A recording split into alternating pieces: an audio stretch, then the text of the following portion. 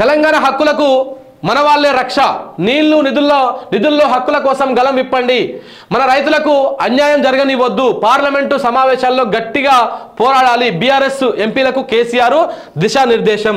తెలంగాణ రాష్ట్రాన్ని తెచ్చుకున్నదే నదీ జలాల కోసం, వాటిలోనే అన్యాయం జరిగితే ఇక్కడి రైతాంగం తీవ్రంగా నష్టపోతుంది.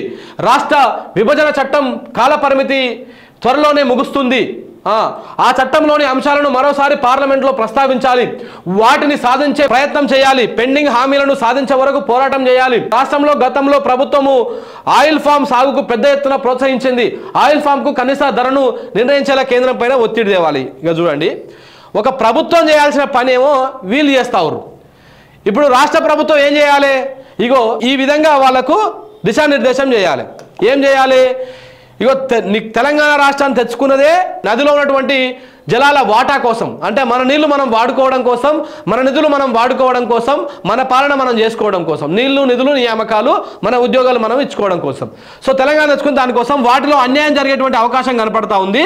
అట్లా జరిగితే రైతాంగం తీవ్రంగా ఇబ్బంది పడేటువంటి ప్రమాదం ఉంటుంది. కాబట్టి మీరు ఎట్టి పరిస్థితుల్లోనూ ఆ విషయంలో మీరు వెనక్కి తగ్గొద్దు, పార్లమెంట్లో కొట్లాడాలని చెప్పేసి బీఆర్ఎస్ పార్టీ అధినేత చెప్తా ఉన్నాడు. మరి కాంగ్రెస్ వాళ్ళేమో నిన్ను బొంద పెడతా, ఆ కేసీఆర్ను బొంద పెడతా, పీకే విష్కి చంపేస్తా, తొక్కుతా, లేపుతా అని చెప్పేసేమో రేవంత్ రెడ్డి మాట్లాడతాడు. సిగ్గు లేకుండా కొంచెం కూడా సిగ్గు లేదు, ముఖ్యమంత్రి అనేటువంటి సోయి కూడా లేదు.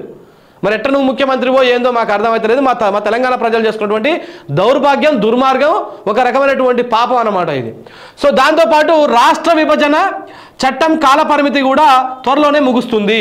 ఈ రాష్ట్ర విభజన కాలపరిమితి, ఆ చట్టం ఏదైతే ఉందో, ఏపీ రీఆర్గనైజేషన్ చట్టం ఏదైతే ఉందో, ఆ యాక్ట్ ఏది ఉందో, దాని కాలపరిమితి కూడా ముగుస్తూ ఉంది. దాంట్లో ఆ చట్టంలో అంశాలను మరోసారి పార్లమెంట్లో ప్రస్తావించాలి, వాటిని సాధించేందుకు ప్రయత్నం చేయాలని చెప్తున్నాడు. ఇది తెలంగాణోడికి ఉన్నటువంటి ప్రేమ. రేవంత్ రెడ్డికి ఏమో జై తెలంగాణ తెలియదు, తెలంగాణ ప్రయోజనాలు తెలియదు, తెలంగాణ గురించి ఏం మాట్లాడాలి, పార్లమెంట్లో ఏం మాట్లాడాలో కూడా తెలియదు. అసలు ఎవడు కూడా లేడు ఇప్పుడు. ఏది రేపు పార్లమెంట్లోకి పోతందుకు ఎవడు లేడు. ఉన్నటువంటి ఎంపీలు మొత్తం ఇలా మంత్రులు ముఖ్యమంత్రులు అయ్యారు. ఇక ఆడ ఎవడు లేడు మాట్లాడుతాడు. ఎంతసేపునా వీళ్ళకి ఓట్లు కావాలి, వీళ్ళకేమో తెలంగాణ కావాలి. ఇక కనపడతలేదు వాస్తవంగా. కాంగ్రెస్ వాడికేమో ఓట్లు కావాలి, కేసీఆర్కేమో తెలంగాణ కావాలి. డిఫరెన్స్ కనపడతా ఉంది క్లియర్ గిడ. ఇక పార్లమెంట్లో అవి ప్రస్తావించాలి. ఏది విభజన చట్టం గడువు ముగిసిపోతా ఉంది, ఆ చట్టంలో తెలంగాణ రాష్ట్రానికి ఇచ్చినటువంటి హామీలను ప్రస్తావించండి, వాటిని సాధించండి అని చెప్పేసి ఆయన చెప్పిండు. పెండింగ్ హామీలను సాధించే వరకు పోరాటం చేయండి.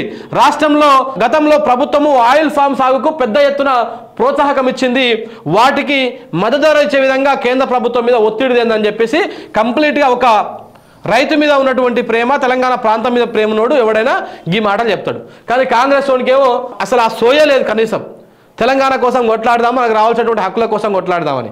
గట్ల రేవంత్ రెడ్డి ఏమైనా కొట్లాడి అనుకో తీసుకుపోయి బొక్కలేస్తారు, మళ్ళీ చిప్పకూడి తినాల్సి వస్తుందని చెప్పేసి ఆయన భయం ఆయనకుంది. మరి కేసీఆర్కి ఆ భయం లేదుగా.